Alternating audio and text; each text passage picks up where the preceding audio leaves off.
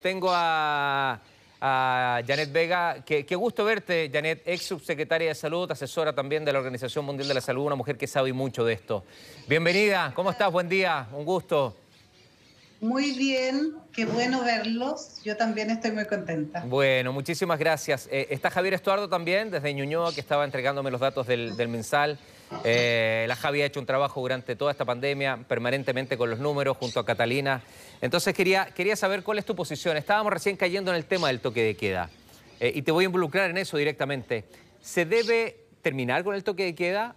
¿Debe extenderse en horario? ¿Cuál es tu posición? No, yo creo que sin duda el toque de queda no tiene ningún sentido. Debería terminarse porque la verdad es que en términos sanitarios no tiene ningún rol. Y en términos tal vez de seguridad podría, pero incluso en eso yo creo que es discutible porque, por ejemplo, tú ves que en los lugares periféricos la gente sale durante todo el día y de hecho si a mí que de repente me toca transitar en horas que son de toque de queda, la verdad es que es un toque de queda de papel, porque la gente sigue circulando. Entonces, yo creo que es mejor transparentar el tema y efectivamente terminar con el toque de queda. Y si se quieren mantener restricciones sanitarias a los restaurantes, efectivamente se puede limitar el horario, pero si se limita el horario, por ejemplo, a cierre a las 11, las personas que trabajan tienen tiempo y espacio para ir de manera segura a sus casas. Entonces creo que es una medida que ya hace mucho tiempo debió haberse sacado y creo que el rol que cumple no tiene nada que ver con el rol sanitario. Ajá. ¿Sabes qué me pasa, Janet? Que yo he tenido que trabajar desde el día 1 de la pandemia hasta hoy en distintos horarios y muchas veces pasado el toque de queda y fiscalización muy poca. Hubo periodos donde la fiscalización era más férrea y existía, pero se fue diluyendo. Entonces yo muchos momentos me preguntaba, bueno, ¿y esto es toque de queda? Y yo salgo acá al canal, 11 de la noche, y hay mucha gente en las calles, y hay mucho auto. Entonces, ¿de qué toque de queda hablamos a veces? No sé si te queda esa sensación. Eso es lo que ocurre en realidad. Entonces, la verdad es que uno no entiende por qué razón se sigue sosteniendo una medida que es ineficiente, que genera bastante ruido y que no cumple ningún rol sanitario. Mira, le hice la pregunta, la misma que te hacía a ti al inicio de la entrevista, me voy a poner de pie, a la gente para que se vaya involucrando y qué opinión tienen respecto a este toque de queda, si se debe eliminar definitivamente o si se debe extender el horario. Escribe Chris, pero ¿de qué toque de queda habla Rodrigo? Tiene razón. Anoche Bellavista, lleno de gente en las calles, carreteando. Después que cerramos... Anoche Bellavista, lleno de gente en las calles, carreteando. Después que cerraron los boliches, hay poca gente que todavía lo respeta. Gracias, Cris. Abrazo grande. Hay otro. Está Patriclio. Dice, toque de queda para reducir la probabilidad de asaltos, robos, accidentes automovilísticos. Te meten una bala y mucho más. Chile cambió, pero para mal. Para el partido solo se día flexibilidad. Esa es la opinión de Escolari. Gracias, abrazo grande. Está Negrito Denis, dice, debería eliminarse el toque de queda. A estas alturas ya nadie lo respeta. Ya no es creíble. ¿Con qué te quedas de lo que dice la gente? Porque también yo hacía una pequeña reflexión y en el Twitter anterior como que se asocia a eso. Que en las noches hay muchos accidentes, hay violencia y con eso podíamos llenar hospitales y clínicas. Eso disminuyó. Puede haberse comprendido también como una necesidad de liberar a los médicos, a las enfermeras y a las mismas camas en el momento más crítico de la pandemia, Janet. El momento más crítico sin duda cumplía un rol importante, pero eso ya no ocurrió y si tú miras los hechos de violencia en general, no es que los hechos de violencia se ocurran a determinada hora del día. Los hechos de violencia, los asaltos, etcétera, ocurren durante todo el día, a plena luz del día. Por lo tanto, tampoco cumple esa función. Es más, uno podría argumentar que en realidad hace incluso más simple el escapar, etcétera. Entonces, yo creo que si bien en algún momento cumplió un rol, fundamentalmente un rol que tenía que ver con ser capaces los servicios de salud, de urgencia en particular, de tener la posibilidad de atender más pacientes COVID y no estar lleno de accidentes de tránsito u otros, en este momento ya no se justifica. Tú tienes un rol muy importante de asesora en la Organización Mundial de la Salud. ¿Qué opina la OMS de esto? ¿Qué opina de la OMS de los toques de queda en general? Asociados a la pandemia, obviamente. Sí, la OMS tiene una postura que es bastante crítica de restringir este tipo de libertad. De partida, los toques de queda no está de acuerdo, digamos, eso sin duda, de que deban implementarse. Pero hay una serie de otras cosas que también la OMS dice que en realidad no están ocurriendo. Por ejemplo, dice que antes de pensar en tercera dosis, hay que vacunar a todas las personas que están en riesgo. Y que antes de pensar en tercera dosis, cuando uno ya tiene a sus habitantes vacunados, hay que mirar el vecindario y preocuparse de que los países aledaños, efectivamente los países con los cuales hay mucho intercambio de personas, también tengan vacunación e incluso sostiene que es un deber ético el compartir vacunas en caso de que uno tenga vacunas de más. También la OMS ha ido diciendo cosas que tampoco necesariamente van a ocurrir, como por ejemplo que hay que hacer un tratado, una especie de tratado como la cumbre climática, porque las pandemias son una emergencia y que van a seguir ocurriendo en el futuro. Por lo tanto, si no tenemos un buen sistema de preparación y respuesta, prevención, preparación y respuesta, vamos a estar sujetos a que este tipo de cosas sigan afectando de manera tan brutal como esta pandemia al mundo. Y bajo esa mirada, bajo esa misma perspectiva, ya te voy a abordar lo de la vacunación, que me parece un tema súper relevante, muy, muy importante. Es el 18 de septiembre, viene el 18 de septiembre con cierta liberación, pero donde te entregan la responsabilidad a ti, ¿sí? ¿Es correcto o hubieras tenido esa misma postura o hubieses pensado tal vez en restringir más las libertades en un momento donde la gente se junta, donde hay alcohol de por medio, donde con alcohol la gente también se libera mucho más? Bueno, aquí lo que ocurre es que ocurren dos fenómenos, ¿no? Por una parte está lo que uno podría llamar como lo importante desde el punto de vista sanitario puro, técnico. Por otro lado está lo que tiene que ver con la conducta de las personas, el cansancio acumulado por todos estos meses en que ha habido tanta irrupción de la vida.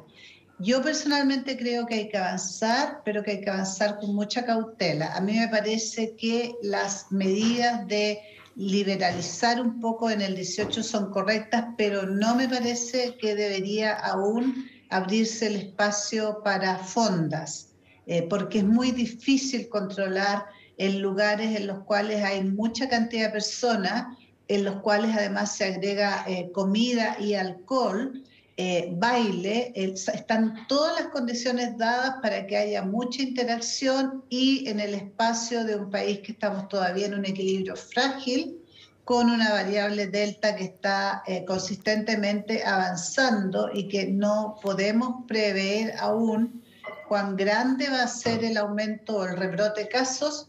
Yo creo que sería más prudente por el tema de las fondas, por lo menos, por este año dejarlo sin que haya fondos. Mira, pero ya es una realidad. No, está muy bien. Pero tu misma postura la tienen muchos alcaldes que ya han tomado esa decisión de no hacer las fondas masivas en los lugares donde habitualmente se hacían, ¿ya? O sea, ahora queda mucho más la responsabilidad en las personas. Escribe Negrito Denis, dice, debiera eliminarse el toque de queda.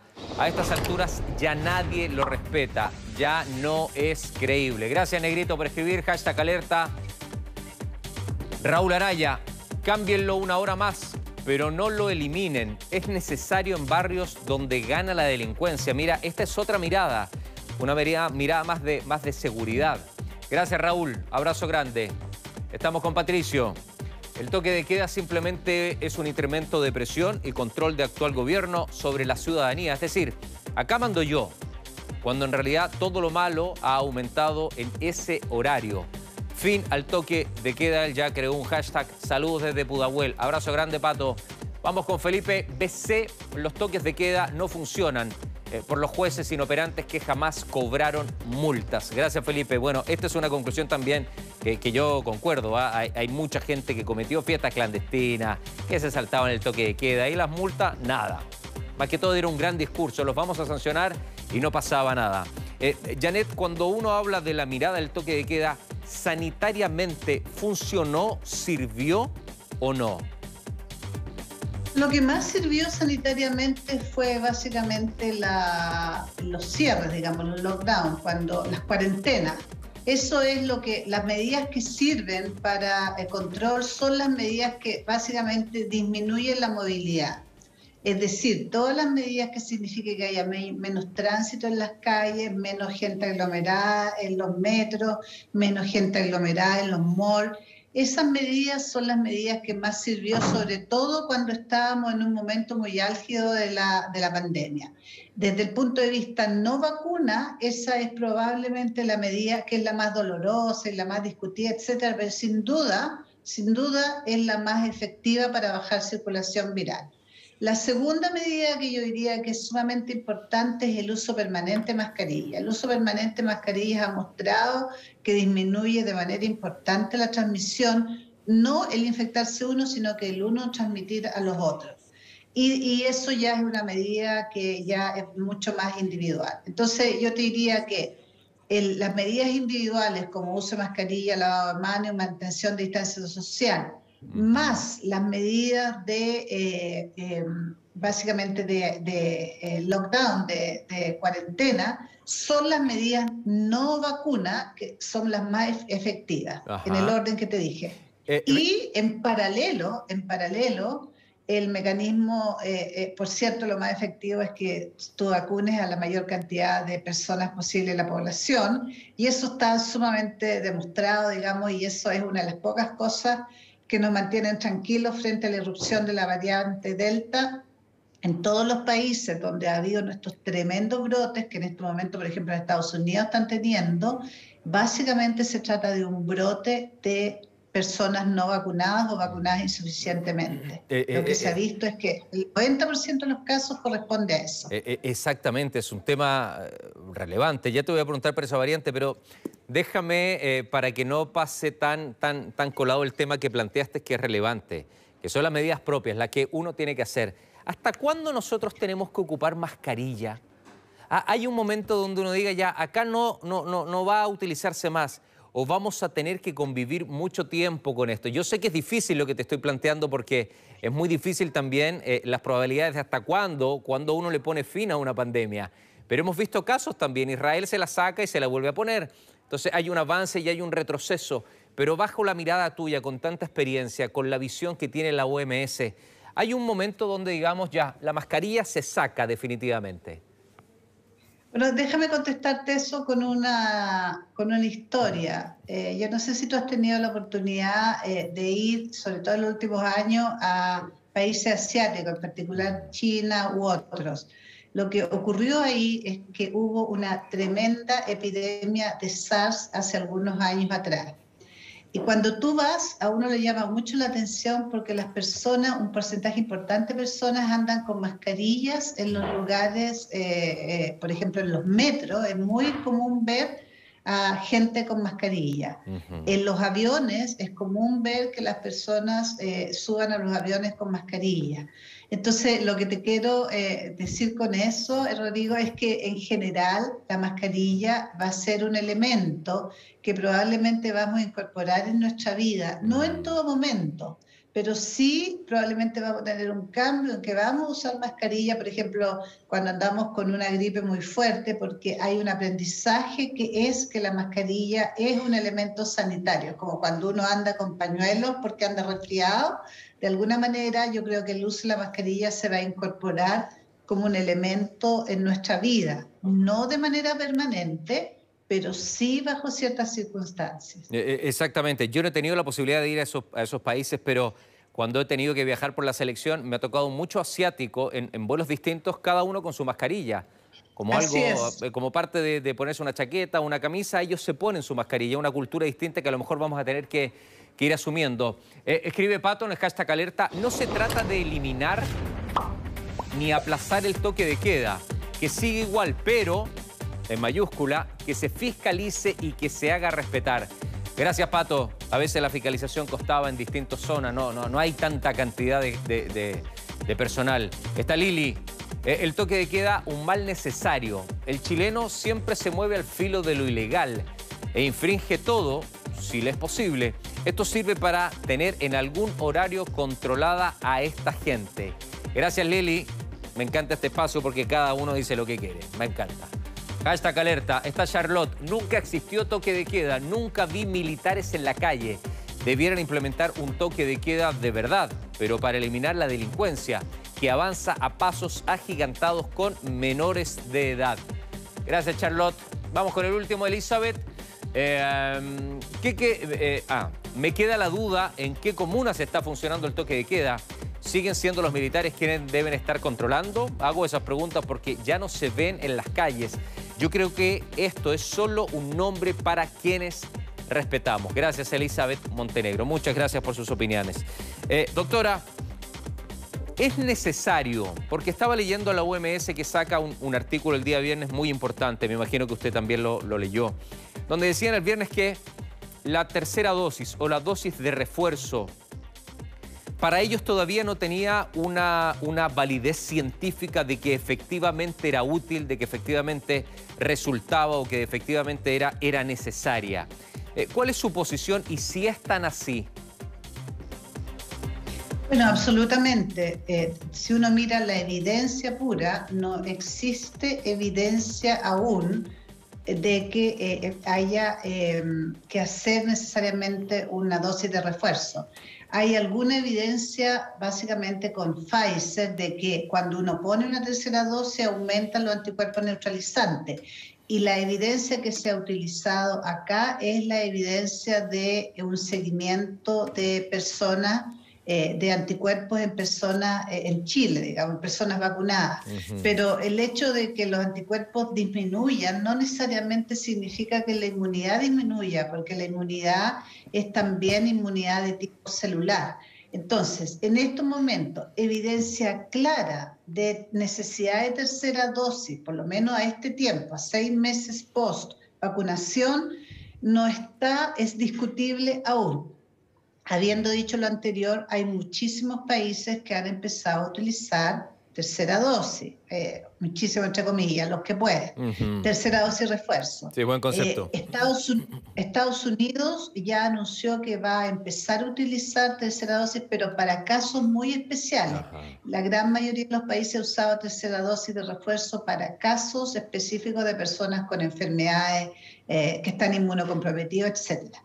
En Chile, nosotros de alguna manera partimos en base a la evidencia nacional. Eso es una decisión que, por cierto, las autoridades que tomaron la decisión se hacen cargo de lo que ocurra. ¿Y a usted le parece correcto o no esta decisión que se toma acá en Chile de la tercera dosis? Yo creo que fue es un poquito apresurada. Yo habría puesto todos los huevos en terminar la vacunación, sobre todo de los chicos adolescentes, que muchos de ellos aún no han terminado, y de los rezagados. Esa habría sido como terminar lo más posible eso primero, y de ahí probablemente empezar a partir con tercera dosis refuerzo en personas inmunocomprometidas. ¿Por qué, doctora? Mientras está la evidencia. ¿Por qué?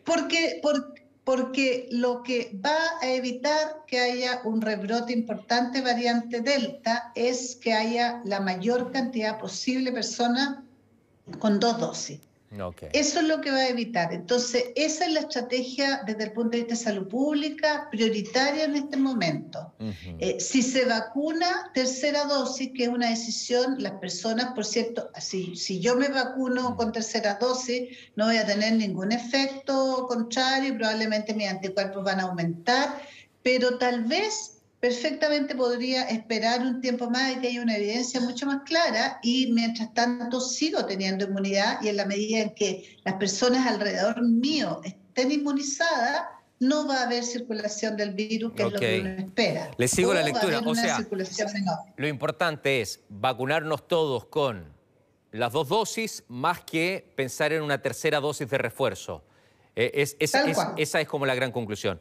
Lo otro, cuando uno mira Es fuerte, porque a mí me toca leer muchos diarios de afuera, mirando las realidades del COVID allá. Y a veces me duele un poquito el corazón cuando digo, nosotros estamos tratando de poner una tercera dosis y hay otros países que con suerte conocen la vacuna, doctora. ¿Qué visión tiene la OMS? Porque acá Chile, ¿qué es lo que hizo? Hace un trabajo muy, muy importante, el gobierno, las universidades. Esto es comprar en verde. Yo voy a comprar en verde, me aseguro en verde. Y lo hace y es una pega brillante en nuestro país, brillante. Pero hay otros países que no saben ni el olor. No tienen verde. Claro, no sé si me entiende, se lo cuento así como muy sincero para ver cómo usted lo puede aterrizar bien, pero hay otros países que no conocen la vacuna, doctora. ¿Qué dice la Organización Mundial de la Salud respecto a esto? Porque no hablamos, bueno, sí, se puede establecer también de injusticia, pero también son habilidades. ¿Cómo se define bajo el punto de vista de Bueno, ellos? la OMS ha sido extraordinariamente clara al respecto y todo eso básicamente lo ha resumido en una frase: aquí nadie se salva solo. Entonces, lo mismo que ocurre a nivel de una ciudad o a nivel de un país ocurre a nivel global. Es decir, si uno en un país no se preocupa de que toda su población esté vacunada, el virus va a seguir circulando. Si no me preocupo que toda la población esté vacunada en un barrio, el virus va a seguir circulando. Lo mismo ocurre a nivel global. Mientras no estemos como globo protegidos, el virus va a seguir circulando y la probabilidad de nuevas variantes es mayor. Déjame hacer un poco de ficción, digamos, Sí, por favor. que evidentemente no va a ocurrir. Sí. Si nosotros lográramos parar al mundo, entre comillas, decir que tuviéramos una cuarentena global por 2 semanas, probablemente tendríamos probabilidad bien importante de que la pandemia termine, digamos. ¡Wow! ¿Y eso la OMS lo ha pensado? Obviamente que sí, pero una cosa es las soluciones que uno plantea de manera ideal y otra cosa es lo que ocurre. Fíjate tú que con todos los temas de vacuna, con toda la pérdida económica que ha habido para el mundo, 5 a 7% del PIB global, en las últimas, tanto en el G7 como el G20, como en la Asamblea Mundial de la Salud, los países se han comprometido a compartir vacunas, por ejemplo, Estados Unidos y otros, pero a fines del 2022, y las vacunas hay que compartirlas ahora. Claro. Entonces ahí hay un tema y que finalmente, y yo sé que esto ya es como medio más latero de hablar, pero finalmente tiene que ver con cuál es la gobernanza global sanitaria, porque las cosas que han ocurrido en esta pandemia es una cadena de errores. Error 1, bueno, efectivamente, en ese sentido China sí cumplió porque mandó la alerta, secuenció y puso a disposición del mundo la secuencia del virus en alrededor de una semana. Pero fíjate tú que la misma OMS se demoró un mes en declarar la alerta, es decir, que esto era un virus de importancia, de preocupación, y luego en declarar la emergencia también se demoró. Y en febrero, y la reacción inicial de los países fue decir, oh, mira lo que le pasó a los chinos, esto es un problema a los chinos, y mirando a los chinos, ¿qué pasa con los chinos? Y entonces se perdió todo febrero en que todo el mundo, lo que dicen, wait and see, es decir, esperemos, veamos y esperemos. Los únicos países que tomaron medidas en ese momento fueron los países que efectivamente establecieron y dijeron, aquí no me va a entrar este virus, como por ejemplo Nueva Zelanda y otros, y básicamente hicieron lo que se llama estrategia COVID-0 desde un inicio. El resto de los países empezó a mirar y a ver y a esperar el primer caso, pero cuando ya tú tienes el primer caso, ya tienes circulación, claro, muy probablemente en el país. Qué rico escucharla, doctora. De ese tipo. Qué rico escucharla con este tiempo que tenemos para conversar, de poder educar, de poder entregar también su experiencia internacional, porque es muy bueno a veces no cerrarse en lo que pasa en Chile, sino que mirar hacia afuera. Y usted que tiene esa posibilidad de diálogo con la OMS, me parece que enriquece bastante el debate y la conversación.